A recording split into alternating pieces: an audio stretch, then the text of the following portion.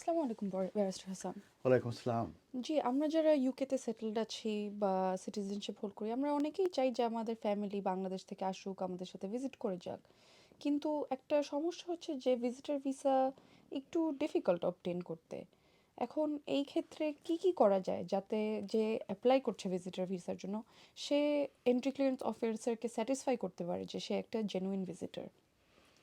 এটা সঠিক ব্যারিস্টার সুমাইয়া যে জেনুইন ভিজিটর হিসাবে আ আ এই টেস্টটা কিন্তু অবশ্যই যে কেস ওয়ার্কার আছে তাকে স্যাটিসফাই হতে হবে এবং যে অ্যাপ্লিক্যান্ট ভিজিটর ভিসা হিসাবে অ্যাপ্লিকেশন করবে তাদেরকে কিন্তু এটা স্যাটিসফাই করতে হবে। তো এই যে application for UK visitor visa যদি কেউ সাকসিড হতে চায়, সেক্ষেত্রে কিন্তু তাদেরকে স্যাটিসফাই করতে হবে ইউকে ভিসা ইমিগ্রেশনকে যে অ্যাপ্লিক্যান্ট একজন জেনুইন ভিজিটর। আর এর অর্থ এই দাঁড়াচ্ছে যে তাকে শো করতে হবে যে সে genuinely seeking entry to the UK for তার যে পারপাস সেটা permitted by the visitor root.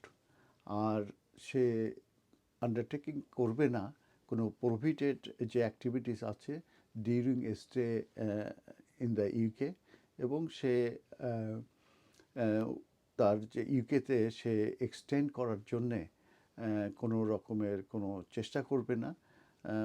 এছাড়াও যে তার যে ফ্রিকুয়েন্ট অথবা সাকসেসিভ যে ভিজিট আছে এটার মাধ্যমে তারা কখনোই এক্সটেনশন চাইবে না, এবং তারা ইউকেকে কখনোই নিজের হোম কান্ট্রি হিসেবে তারা কখনোই এটা ইচ্ছা প্রকাশ করবে না।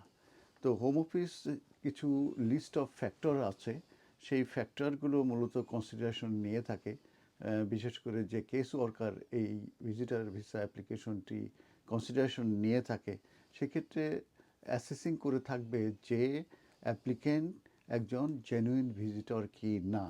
তো সেই যে কনসিডারেশনে করবে, যে ফ্যাক্টরগুলো মূলত তারা কনসিডারেশনে নেবে, সেইটা হচ্ছে মেনলি তিনটা এই ফ্যাক্টর যেগুলো কেস ওয়ার্কার কনসিডারেশন নেবে।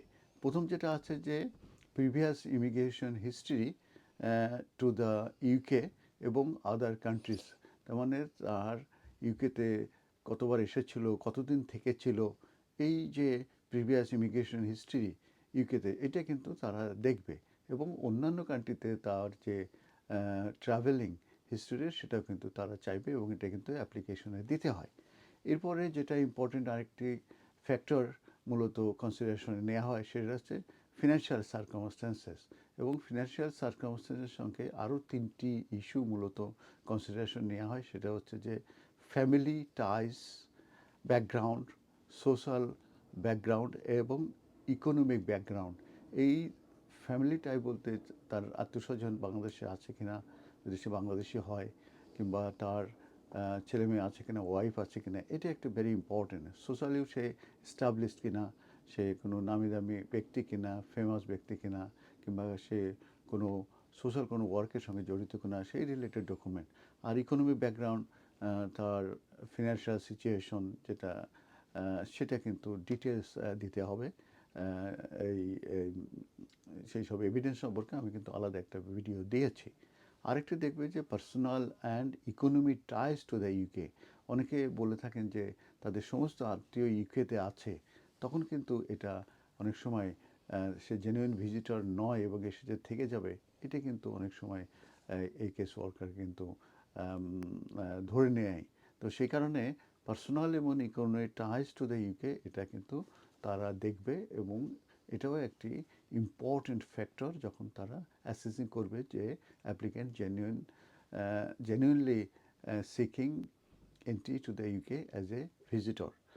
আর এই যে জেনুইননেস অ্যাসেসিং করার সময় কেস ওয়ার্কার আরও যে বিষয়গুলো দেখবে, তার ভিতরে যে কিউমুলেটিভ পিরিয়ড সে যে ইউকেতে স্পেন্ড করেছে লাস্ট 12 মান্থে, দ্যাট মিনস লাস্ট 12 মান্থে সে কতবার এসেছে, কতবার গিয়েছে এবং কতদিন সে থেকেছে, এইটার যে কিউমুলেটিভ যে পিরিয়ড আছে, পিরিয়ড অফ টাইম আছে, এটা কিন্তু তারা কাউন্ট করবে এবং দেখবে। এবং তার যে প্রিভিয়াস যে ভিজিট ছিল সেখানে তারা কম্পেয়ার করে দেখবে যে তার অ্যাপ্লিকেশনে সে কতদিনের জন্য বলেছিল যে এখানে ভিজিট করবে এবং সে কতদিন অ্যারাইভেলের পরে এখানে থেকেছে এবং সে ইউকে ছেড়ে চলে গেছে। ওদের এখানে আরেকটু ক্ল্যারিফাই করি, অনেক সময় দেখা যায় যে অনেকে বলে যে আমি 4 উইকসের জন্য যাচ্ছি, তখন 4 উইকস এর জন্য যাচ্ছি বলে তখন তাকে কিন্তু ভিসাটা যদি গ্রান্ট হয়ে থাকে তাকে কিন্তু 6 মাসে দেওয়া হয়। এখন সে এই 4 উইকসের পরিবর্তে যদি সে পুরো 6 মাস থাকে, এটাও কিন্তু অনেক সময় যে জেনুইন ভিজিটর নয় সেভাবে কিন্তু তারা এই ধরতে পারে এবং এটাও কিন্তু একটা সিরিয়াস ফ্যাক্টর হিসাবে কাজ করে। অতএব আপনারা যারা ভিজিটর হিসেবে আসবেন, এটা ভেরি কমপ্লেক্স মনে হয় যে খুব ইজি, তা নয়। আপনারা সবসময় 1-to-1 অ্যাডভাইস নেবেন, লিস্ট অফ ডকুমেন্ট নেবেন এবং সেই অনুযায়ী কাজ করবেন। তাহলে এই যে জেনুইন ভিজিটরের যে টেস্টটা, এটা আপনারা স্যাটিসফাই করতে পারলে তাহলে আপনাদের ভিজিটর ভিসা অ্যাপ্লিকেশনটি সাকসেস হবে। ধন্যবাদ। ধন্যবাদ ব্যারিস্টার হাসান।